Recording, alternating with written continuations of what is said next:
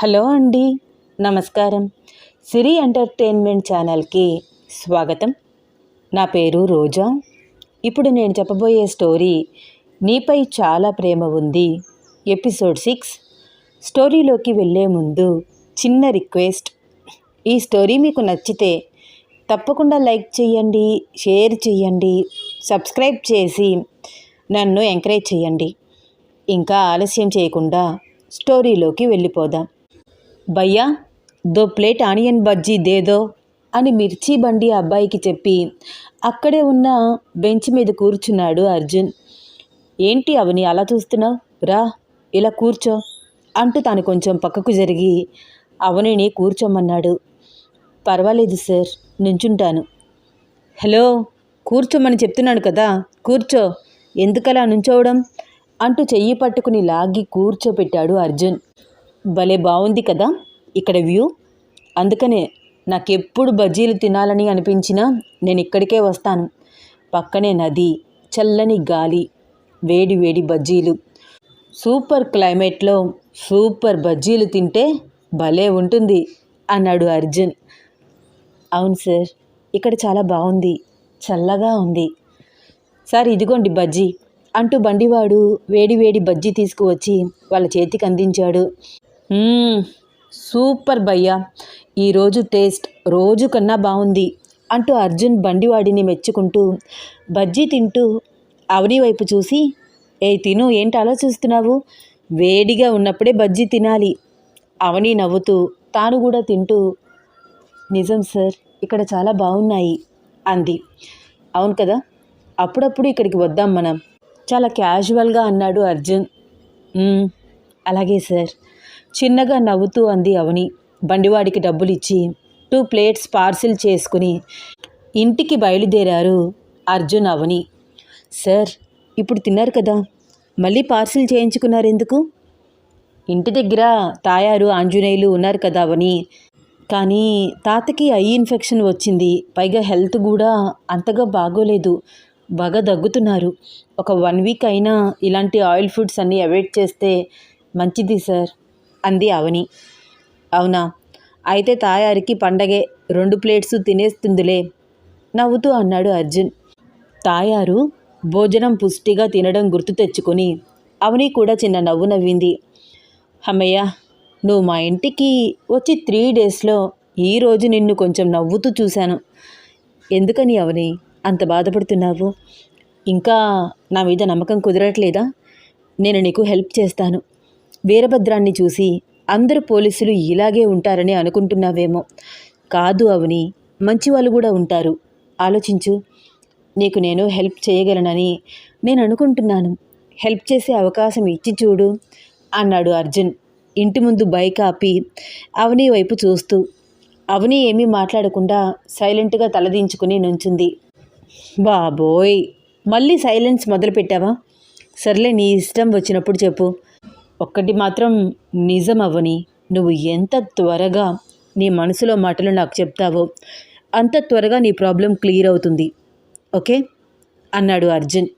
అవని చిన్నగా తల పైకెత్తి అర్జున్ వైపు చూసి మళ్ళీ తల దించేసుకుని అలాగే అన్నట్లు తల ఊపి చిన్నగా లోపలికి వెళ్ళింది. ఏంటో, ఏదైనా అడిగితే సైలెంట్గా ఉండిపోతుంది. అలా ఉండకు తల్లి అని రిక్వెస్ట్గా అడిగితే చిన్న నవ్వు నవ్వుతుంది. అయినా నేనెందుకు ఈ అమ్మాయితో ఇంత సాఫ్ట్గా డీల్ చేస్తున్నాను? ఈ అమ్మాయి ప్లేస్లో ఇంకొకరు ఎవరైనా ఉంటే గట్టిగా కోప్పడైనా సరే వాళ్ళ వివరాలు తెలుసుకునేవాడిని. కానీ ఈ పిల్ల నవ్వుతూ నన్ను కంట్రోల్ చేసేస్తోంది. ఎస్పీ అర్జున్ ఒక అమ్మాయికి కంట్రోల్ అవుతున్నాడా? ఈ విషయం పబ్లిక్కి తెలిస్తే పెద్ద ట్రైలర్ వేస్తారు నా గురించి. ఎందుకైనా మంచిది, ఈ పిల్లతో కొంచెం జాగ్రత్తగా ఉండరా అర్జున్, మ్యాజిక్ గాల్ లాగా కనిపిస్తోంది అనుకుంటూ అవని వెనకాలే చిన్నగా నడుస్తున్నాడు Arjun. Good night sir. Good night Avani నవ్వుతూ స్టెప్స్ పైకి ఎక్కి వెళ్ళాడు అర్జున్. అర్జున్ వైపు చూస్తూ అవని తన రూమ్లోకి వెళ్ళి అర్జున్ తీసుకువచ్చిన పార్సిల్ తాయారికి ఇచ్చేసి, చాలా రోజుల తర్వాత ఈరోజు హ్యాపీగా అనిపించింది నాకు అంది. ఏటమ్మా బజ్జీలా? భోజనం చేసినాం కదా, సర్లే పొట్టలో వేస్తే ఒక మూల పడుంటాయి అంటూ నిమిషంలో తినేస్తోంది తాయారు. శుభ్రంగా తిని వాటర్ తాగి, ఇప్పుడు చెప్పమ్మా, ఇందాకేటి అంటున్నావు? నాకు సరిగ్గా వినరాలేదు. ఆహా, ఏం లేదు తాయారు, నాకు నిద్ర వస్తోంది, గుడ్ నైట్ అంటూ అటువైపుకు తిరిగి అర్జున్ గురించి ఆలోచిస్తోంది అవని. నిజంగా అర్జున్ సార్ నాకు సహాయం చేస్తారా? చూస్తుంటే మంచివారిలా కనిపిస్తున్నారు, చేస్తారనే అనిపిస్తోంది అనుకుంటూ చిన్నగా కళ్ళు మూసుకుని నిద్రలోకి జారుకుంది. తన గతం కళ్ళ ముందు కదులుతోంది. ఉన్నట్లుండి ఒక్కసారిగా ఉలిక్కిపడి లేచింది అవని. గోడ గడియారం వైపు చూసింది. నైట్ 1 అయ్యింది. భయం, ఒళ్ళంతా చెమటలు పట్టేశాయి. చిన్నగా లేచి ఫ్రిడ్జ్ వరకు వెళ్ళి వాటర్ తాగి, ఎందుకు ఎందుకు నేను ఇంత కంగారు పడుతున్నాను? ఇప్పుడు నేను ఒక పోలీస్ ఆఫీసర్ ఇంట్లో ఉన్నాను, నాకు ఎటువంటి రిస్క్ లేదు అని తనకి తానే ధైర్యం చెప్పుకుంటూ మళ్ళీ నిద్రపోవడానికి ట్రై చేస్తోంది. కానీ ఎంత ట్రై చేసినా అస్సలు నిద్ర రావట్లేదు. రూమ్ బయటికి వచ్చి చీకట్లో తడుముకుంటూ బుక్కు కోసం వెతుకుతూ అక్కడ ఉన్న ఫ్లవర్ బొకే పొరపాటున కింద పడేసింది. సౌండ్ రావడంతో చాలా కంగారు పడుతూ గబగబా మళ్ళీ తీసి ఎక్కడిది అక్కడ పెట్టేసి ఎవరూ లేవలేదు అని రిలాక్స్ ఫీల్ అవుతూ లైట్ ఆన్ చేసుకుని అక్కడ ఉన్న షెల్ఫ్లో ఒక బుక్ తీసుకుని దానిపై ఏదో రాస్తూ కూర్చుంది అవని. వాకీ టాకీలో ఎప్పటికప్పుడు అర్జున్కి పోలీస్ స్టేషన్ నుంచి ఇన్ఫర్మేషన్ వస్తూనే ఉంది. చాలామంది పోలీస్ ఆఫీసర్స్ ఇంటికి రావడంతోనే రిలాక్స్ అవుతూ వాకీ టాకీని ఆఫ్ చేస్తారు. కానీ ఎప్పుడు ఎలాంటి సిచ్యువేషన్ వచ్చినా ఫేస్ చేయాలన్న ఉద్దేశంతో అర్జున్ ఆ పని చెయ్యడు. నిద్రలో ఉన్న తన డ్యూటీపై ఉన్న శ్రద్ధతో అన్నీ అబ్జర్వ్ చేస్తూనే ఉంటాడు అర్జున్. ప్రతి చిన్న విషయంలోనూ చాలా అలర్ట్గా ఉండే వ్యక్తిత్వం అర్జున్ది. చిన్న చిన్న సౌండ్స్ రావడం అబ్జర్వ్ చేస్తూ డోర్ తీసి చూస్తే కింద లైట్ వెలుగుతోంది. ఈ టైంలో ఎవరు నిద్రలేచారు అనుకుంటూ తన రూమ్ నుంచి బయటికి వచ్చి అబ్జర్వ్ చేస్తున్నాడు. అవని పుస్తకంలో ఏదో రాయడం అబ్జర్వ్ చేస్తున్నాడు. చిన్నగా మెట్లు దిగి అక్కడికి వచ్చాడు. అవని, ఏంటి ఈ టైంలో ఇక్కడేం చేస్తున్నావు? ఏం రాస్తున్నావు నువ్వు? నిద్ర రావట్లేదా? ఆ వాయిస్ విని ఉలిక్కి పడింది. ఏం లేదు సార్ అంటూ ఆ పుస్తకం వెనక్కి పెడుతోంది అవని. ఏంటి ఆ పుస్తకం ఏంటి? ఇటువు. నథింగ్ సార్, ఏమీ లేదు.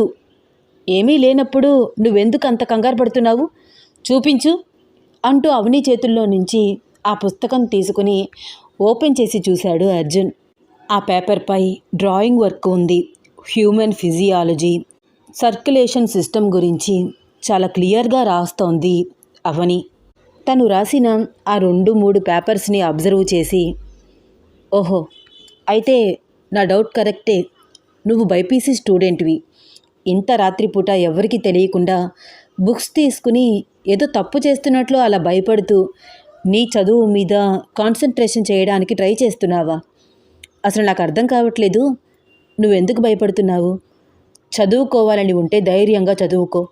ఎవరికి భయపడుతున్నావు నువ్వు అన్నాడు అర్జున్.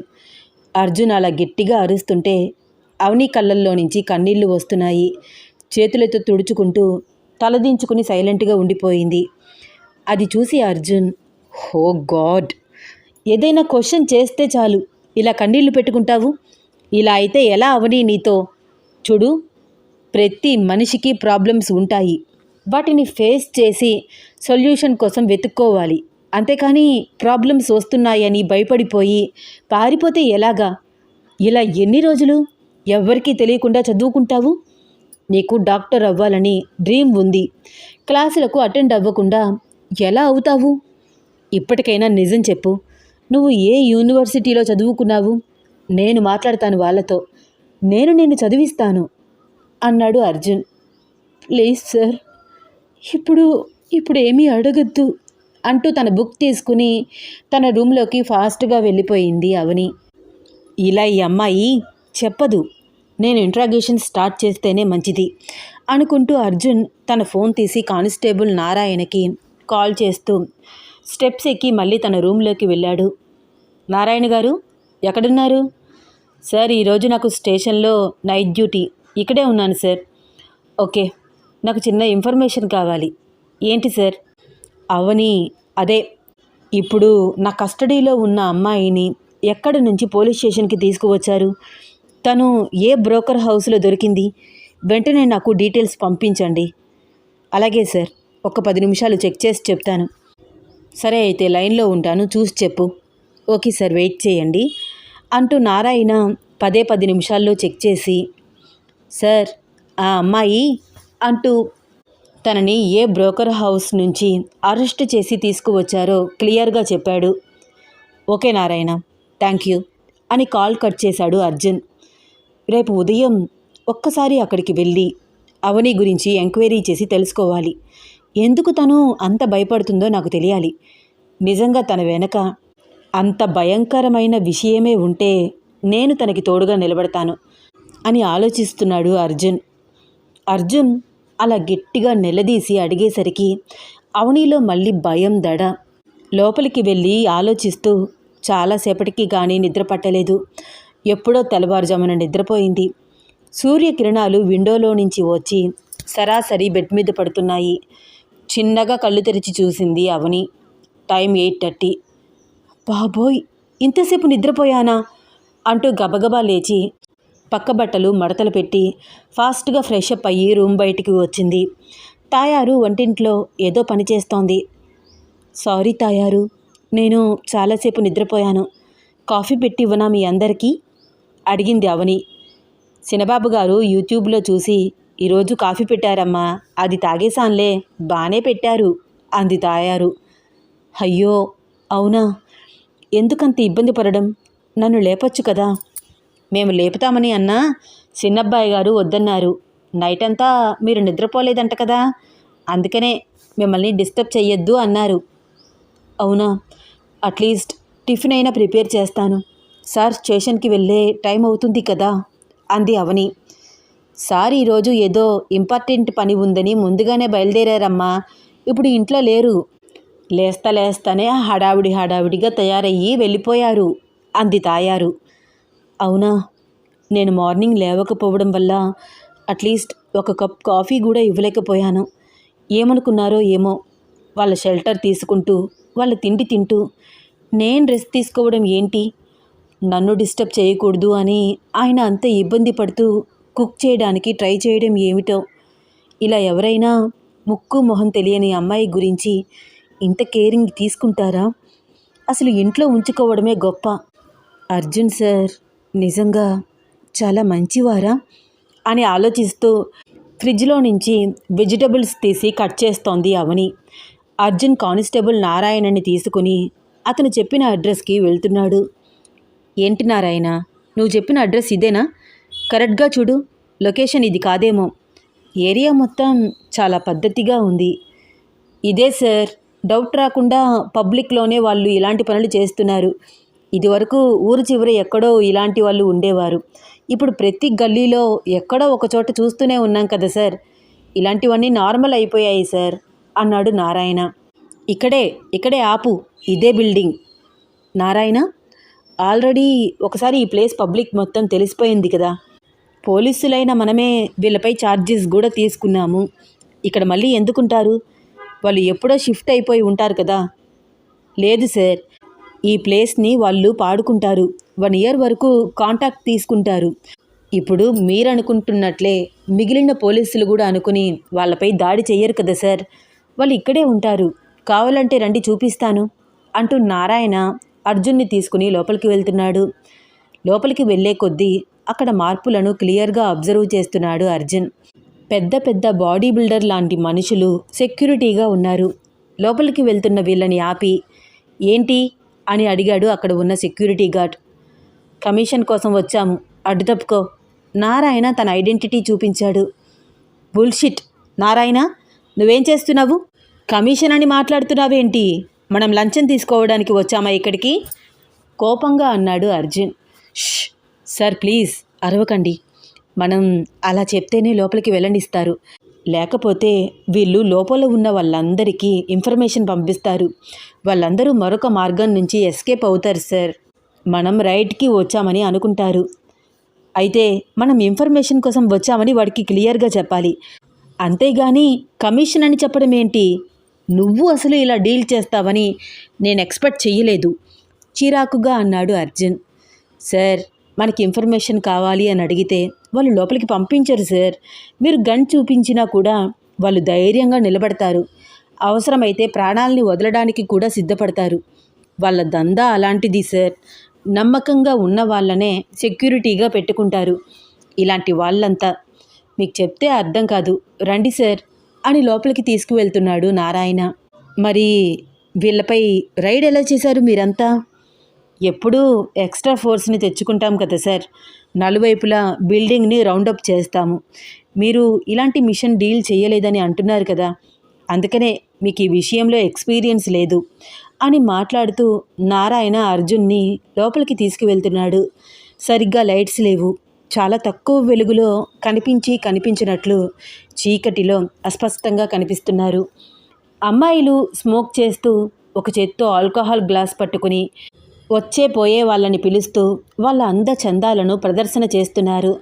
రకరకాల అమ్మాయిలు అర్ధనగ్న బట్టలు వేసుకుని హాయ్ బావా వస్తావా అని అర్జున్ వైపు చూసి కన్ను కొట్టి పిలుస్తున్నారు. నారాయణ, నువ్వు ఇందుకేనా నన్ను సివిల్ డ్రెస్ వేసుకుని రమ్మన్నావు? అవును సార్, లేకపోతే మిమ్మల్ని చూసి వీళ్ళి పాటికి పారిపోయేవాళ్ళు. ఎంతమంది ఆడవాళ్ళు వాళ్ళ లైఫ్ని, వాళ్ళ అవసరాల కోసం శరీరాన్ని సైతం పణంగా పెడుతూ ఇలా స్పాయిల్ చేసుకుంటున్నారు.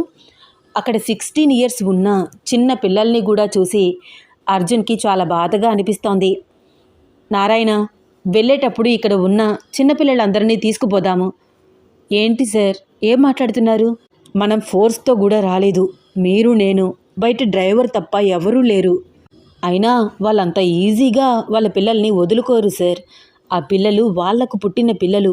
వాళ్ళ తర్వాత ఇదే వృత్తిలోకి వాళ్ళు దించుతారు. వాళ్ళకి ఇష్టమై చేస్తున్నారు సార్ ఈ పని. మీరు మార్చాలని చూసినా వాళ్ళు మారరు.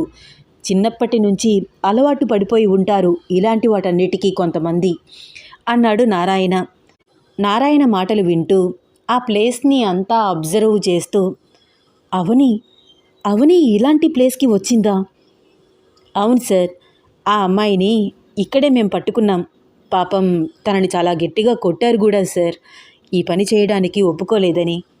ఓ మై గాడ్, ఒక డాక్టర్ అవ్వాలనుకున్న అమ్మాయికి ఇలాంటి పరిస్థితి ఎవరు తీసుకొచ్చి ఉంటారు? తనని ఇక్కడికి ఎవరు తీసుకొచ్చారు? నాకు కూడా తెలియదు కదా సార్. ఇప్పుడు వెళ్తున్నాం కదా, ఈ దందా లీడర్ శీలావతితో మాట్లాడితే మీకు ఏదైనా ఇన్ఫర్మేషన్ తెలుస్తుంది అన్నాడు నారాయణ. మామా, ఒక 2000 రూపాయలు అంతే, వస్తావా అంటూ అర్జున్ చెయ్యి పట్టుకుంది అక్కడ ఉన్న ఒక అమ్మాయి. అర్జున్ ఆమె వైపు వల్గర్గా చూస్తూ చెయ్యి విడిపించుకుని ముందుకు నడుస్తున్నాడు. వేస్ట్ కేసు అంటూ ఆ అమ్మాయి మళ్ళీ గుమ్మం వైపు చూస్తోంది. నారాయణ, నీకు వీళ్ళ గురించి ఇంత క్లియర్గా ఎలా తెలుసు? చాలాసార్లు వచ్చావా ఇక్కడికి అన్నాడు అర్జున్. ఇలాంటి వాళ్ళు మన సిటీలోనే చాలామంది ఉన్నారు తెలుసా సార్. వీరభద్రం గారు ఈ ఏరియాలో బాగా హల్చల్ చేశారు. పాపం వీళ్ళందరికీ నరకం చూపించాడు సార్ ఆయన. వీళ్ళేమో రాత్రింబవళ్ళు నిద్ర లేకుండా వాళ్ళ శరీరాలను పణంగా పెట్టి వాళ్ళ కుటుంబాల కోసం కష్టపడుతుంటే ఆ దుర్మార్గుడు వీళ్ళు సంపాదించే సంపాదన కూడా లాక్కునేవాడు. పైగా వీళ్ళల్లో చిన్న పిల్లలను సెలెక్ట్ చేసుకుని వాళ్ళపై సెక్స్ హెరాస్మెంట్ కూడా చేసేవాడు సార్. దారుణమైన మనిషి. అందుకనే ఆ రోజు నేను ఇంకా సహించలేక అతని గురించి మీకు ఇన్ఫర్మేషన్ ఇచ్చాను అన్నాడు నారాయణ. ఇట్స్ ఓకే నారాయణ, ఇప్పటికైనా చెప్పావు కదా, హాస్పిటల్లో ట్రీట్మెంట్ తీసుకుంటున్నాడు కదా, రికవరీ అయిన వెంటనే కస్టడీలోకి తీసుకుని బొక్కలో పడేస్తాను ఆ నా కొడుకుని అన్నాడు అర్జున్. లోపల కూడా అక్కడక్కడ మెయిన్ సెక్యూరిటీ గార్డ్స్ ఉన్నారు. వాళ్ళ దగ్గరికి వెళ్ళి నారాయణ, మీ మేడం శీలావతిని కలవాలి. ఏంటి సార్ పని? స్టేషన్ నుంచి సార్ వచ్చారని చెప్పు, ఆవిడికి అర్థమవుతుంది. కానిస్టేబుల్ నారాయణ అని నా పేరు చెప్పు అన్నాడు నారాయణ. అట్టగే, ఇక్కడే వెయిట్ చేయండి అంటూ ఆ బాడీగార్డ్ లోపలికి వెళ్ళాడు. అవని గురించి అర్జున్ ఏం తెలుసుకుంటాడు?